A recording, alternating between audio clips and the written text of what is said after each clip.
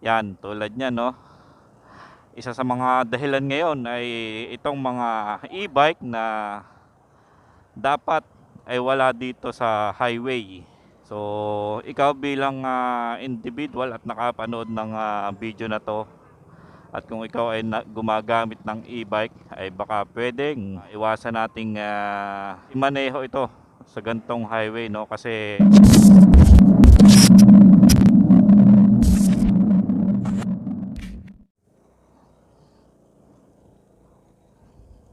boss, thank you.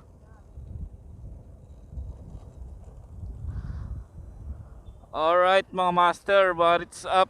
So for today's video mga master ay tayo pauwi ng bahay.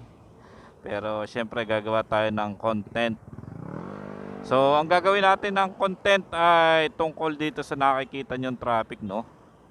So ano nga bang mga dahilan at nagiging nagkakaroon ng traffic?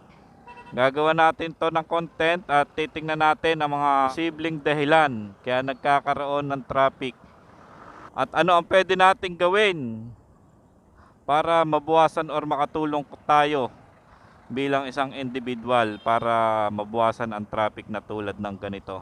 Dapat may contribution tayo, no? So hindi tayo mangangamote ngayon at mababash tayo. So usually normal naman yung mga ganitong nag-filtering tayo. Yan, tulad niyan, no.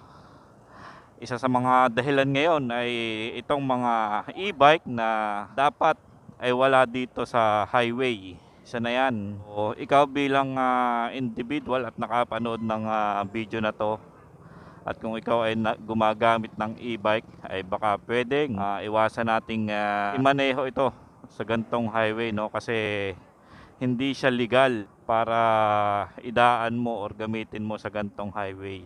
Filtering ulit tayo.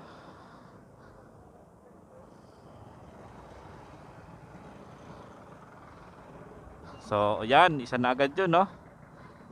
Tapos yan, no, yung mga nakikita natin sa tagiliran, yung mga nakapark na yan, although naka-hazard sila, no, ay baka naman pwedeng humanap tayo ng mas magandang paparadahan.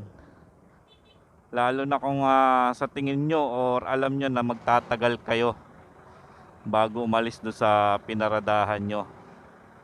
Baka pwedeng kung maaari ay sa mga bakanting lote or talagang kailangang ipasok muna sa gasolinahan kung may malapit na gasolinahan. Sa bagay, hindi naman pwede tayo magparking sa mga gasolinahan, no. Basta sa tingin nyo ay hindi makakabala, yan lang naman ang mga ano posible. Kumbaga isa lang alang natin yung mga gumagamit pa rin ng kalsada. Yan, isa pa tong mga ganitong klaseng bike, no, mga lalo na yung may ganyang sidecar. So kung ikaw ay isa sa ganito, ay baka pwede naman. So yung mga nakamotor na tulad ng ginagawa ko na nagpipilter ng gantong ay mas okay dito sa side na to kaysa yung counterflow tayo do sa highway, no, sa kabila. Mas ako sa gantong pagpipiltering, wag lang do sa kabila, yung tipong may nag counterflow na isang hanay tapos pinangatawan ng kasama mo sa kalsada yung pagiging kamote, nagdoble na yung nagka-counterflow na motor. Tapos yung ganitong mga e-bike, no. So kung hindi mo talaga maiwasang hindi gumamit sa highway, ay bigyan mo ng daan yung mga nakamotor para makadaan, no. So give way. Kumbaga nga dapat lagi sa alang-alang pa rin yung mga kasama mo sa daan na hanggat maaari hindi ka makaabala. So filter muna ulit tayo.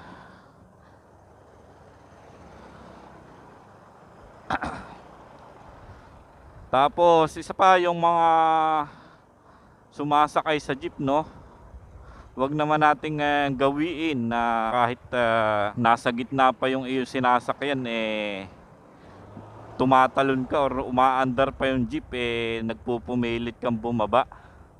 hayaan nating tumabi yung sasakyan para maibaba ka. Or much better kung talagang huwag kang bumaba hangga't wala sa tamang tawiran. Or kung sasakay ka naman, ito ang kalimitan, no?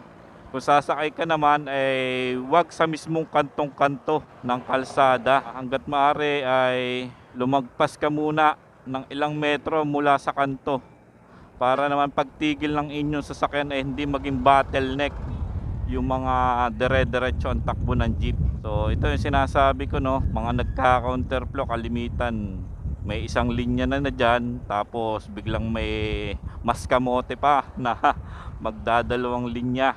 Yan, tapos sa mga ganitong bikers mga master, kalimitan napapansin ko, no, pag wala sa tabi nasa gitna sila, tapos minsan pag group ride two line sila, tapos yan tulad nito, pinipilit niyang overtake sa jeep.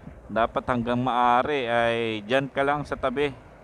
Kung halimbawa tumigil sa pinakantabi ang inyong sinusundan na sasakyan, ay saka ka na lang overtake, no. So wag ka nang makipagpaunhan. Ka nang makipagpaunhan pa sa mga sasakyan kasi delikado. So ayun mga master, kayo kung tatanungin kayo, ano ba ang mga nakikita nyo nagiging sanhi ng mga traffic? So i-comment nyo sa baba para maging aware naman yung mga makakabasa, at ikaw bilang isang individual, kailangan nyong maging mapagbigay sa iba. Alright, hanggang dito na lang at let's go!